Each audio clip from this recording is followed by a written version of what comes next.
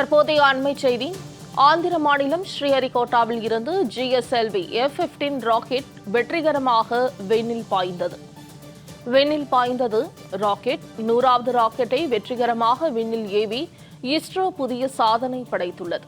அண்மை செய்தியாக பார்த்து வருகிறோம். GSLV F-15 ராக்கெட் மூலம் வழிகாட்டு சேவையை வழங்கும் NVS-2 செயற்கைக்கோள் ஏவப்பட்டது. Liftoff normal.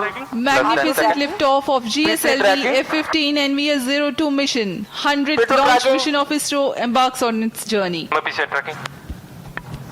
Plus 20 seconds. विहंगम दृश्य सफलतापूर्ण उत्थापन GSLV F-15 रॉकेट का चारों L-40s तथा कोर बूस्टर S-139 वर्तमान में प्रज्वलित हैं और यान को उद्दिष्ट कक्षा की ओर लेके जा रहे हैं. An eastward mission launched at 106 degrees azimuth. Plus 40 seconds. GSLV core S-139 and the 4 L-40 strap-ons thrusting simultaneously. Cumulative thrust is 7,535 kilonewtons.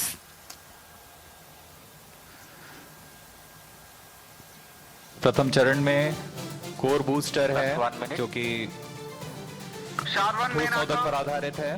Core booster का प्रज्वलन काल लगभग ஆந்திர மாநிலம் ஸ்ரீஹரிகோட்டாவில் இருந்து இன்று காலை NVS-2 செயற்கைக்கோளுடன் GSLV F-15 ராக்கெட் வெற்றிகரமாக விண்ணில் செலுத்தப்பட்டது. இதன் மூலம் 100வது ராக்கெட்டை வெற்றிகரமாக ஏவி இஸ்ரோ புதிய சாதனை படைத்துள்ளது. இதுகுறித்த கூடுதல் தகவல்களை எமது செய்தியாளர் முத்துக்குமார் நேரலையில் வழங்க கேட்கலாம். Muthukumar, NVS-2 செயற்கைக்கோளுடன் GSLV F-15 rocket வெற்றிகரமாக விண்ணில் செலுத்தப்பட்டது. இதுகுறித்த முழு விவரங்களை பதிவு செய்யலாம். Master control facility at Hasan in Karnataka and Bhopal in Madhya Pradesh. Monitors and controls.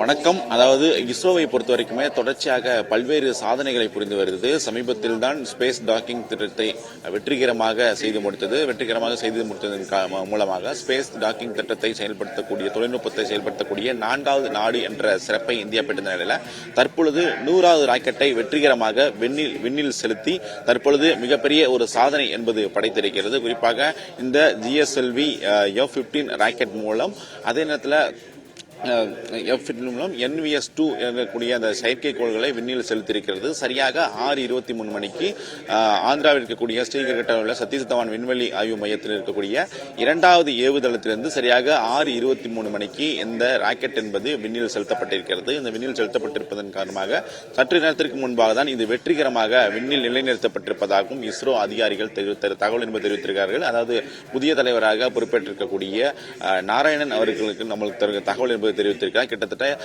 இஸ்ரோவை பொறுத்த வரைக்குமே 100 ராக்கெட்டுகள் இதுவரை வெற்றிகரமாக விண்ணில் செலுத்தப்பட்டதில்லை. கிட்டத்தட்ட 500க்கும் மேற்பட்ட செயற்கைக்கோள்கள், இந்த 100 ராக்கெட் மூலம் 500க்கும் மேற்பட்ட செயற்கைக்கோள்கள் என்பது விண்ணில் என்பது செலுத்தப்பட்டு வெற்றிகரமாக விண்ணில் செலுத்தப்பட்டிருக்கிறது.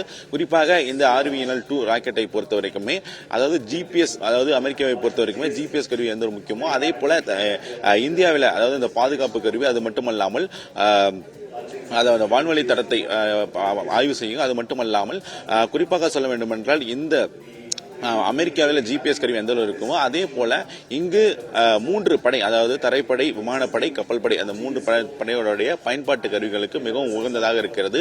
அதே நேரத்தில் சரியாக கண்காணிக்கக்கூடிய பகுதியாக இருக்குது. இதுதான் நாசிக்காகும். கிட்டத்தட்ட இந்த செயற்கைக்கோளை பொறுத்த வரைக்குமே அதாவது இந்த கண்காணிக்கக்கூடிய செயற்கைக்கோளாக கிட்டத்தட்ட ஒரு 8 செயற்கைக்கோள் என்பது விண்ணில் செலுத்தப்பட்டிருக்கு. அதாவது 2013ஆம் ஆண்டு முதல் 2018ஆம் ஆண்டு வரை கிட்டத்தட்ட ஒரு 8 செயற்கைக்கோள்கள் விண்ணில் செலுத்தப்படுவதாகவும் தற்பொழுது 4 செயற்கைக்கோள்கள் என்பது தற்பொழுது விண்ணில் என்பது இருக்கப்பட்டிருக்கிறது. இதன் மூலம் தான் தொடர்ச்சியாக கண்காணிப்பு என்பது சரியாக பயன்படுத்தி வருகிறது.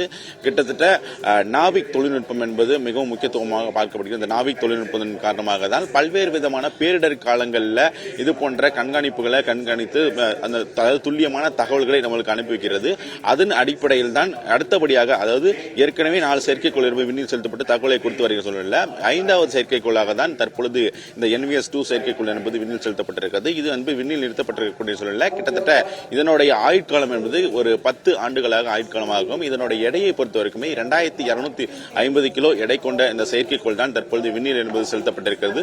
இந்த விண்ணில் செலுத்தப்பட்டதன் காரணமாக மிகப்பெரிய ஒரு வெற்றி என்பது இஸ்ரோ என்பது படைத்திருக்கிறது. கிட்டத்தட்ட 2013-2018 ஆண்டு காலகட்டத்தை பொறுத்த வரைக்குமே IRS வழித்தரையில் தான் கிட்டத்தட்ட 8 செயற்கைக்கோள்கள் என்பது விண்ணில் நிறுத்தப்பட்டிருக்கிறது. அந்த 8 செயற்கைக்கோளை இஸ்ரோ வடிவமைத்ததாக பார்க்கப்படுகிறது. இப்படி இருக்கக்கூடிய சூழல்ல தரைப்படை வான்வழிப்படைக்கு முக்கியமாக பார்க்கப்படுகிறது. அது மட்டுமல்லாமல் பல்வேறு தகவல்களில் தொழில்நுட்பம் காரணமாக அது மட்டுமல்லாமல் பல்வேறு வழித்தடங்களை, அதாவது GPS கருவி எப்படி நம்மளுக்கு வழித்தடங்களை கண்காணிக்குமோ அதே போலதான் இந்த செயற்கைக்கோள் என்பது தற்பொழுது நம்மளுக்கு கண்காணிப்பதற்காக தொடர்ச்சி ஏற்கனவே இருக்கக்கூடிய அந்த 4 செயற்கைக்கோளை தவிர்த்து இது 5வது செயற்கைக்கோளாக நம்மளுக்கு உதவிகரமாக இருக்கக்கூடிய சூழல் பார்க்கப்படுகிறதாக இஸ்ரோ விஞ்ஞானிகள் தெரிவித்திருக்காங்க. கிட்டத்தட்ட இதுவரை 500க்கும் மேற்பட்ட செயற்கைக்கோள்கள் என்பது விண்ணில் செலுத்தப்பட்ட நிலையில் 100வது ராக்கெட் என்பது விண்ணில் செலுத்தப்பட்டு வெற்றிகரமாக இஸ்ரோ என்பது மேலே வந்து, அதாவது விண்ணில் என்பது நிலைநிறுத்தப்பட்டிருக்கிறது. இது மிகப்பெரிய சாதனையாக பார்க்கப்படுகிறது. குறிப்பாக சொல்ல வேண்டும் என்றால் இஸ்ரோவின் புதிய தலைவராக வி நாராயணன் பொறுப்பேற்ற பிறகு முதன்முறையாக விண்ணில் செலுத்தப்படக்கூடிய ராக்கெட் என்பதாகவும் தற்பொழுது வெற்றிகரமாக விண்ணில் நிலைநிறுத்தப்பட்டது அவர் மத்தியில் மிகப்பெரிய ஒரு மகிழ்ச்சி அடைந்திருக்கிறார். முத்துக்குமார் களத்தில் இருந்து தகவல்களை பதிவு செய்தமைக்கு நன்றி.